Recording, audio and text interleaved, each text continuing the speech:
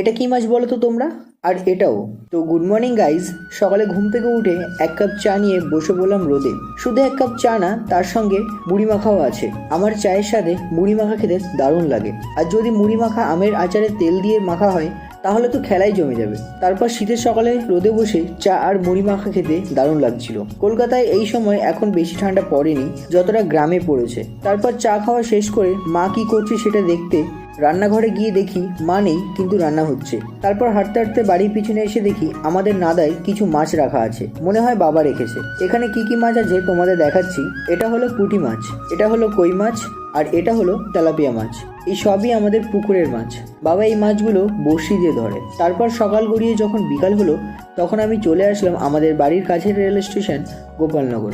সেখান থেকে বিকাল 3:51 ট্রেনে চেপে চললাম আমার রুমের উদ্দেশ্যে, কারণ আজ আমার নাইট ডিউটি। তারপর রুমে এসে রেডি হয়ে চলে আসলাম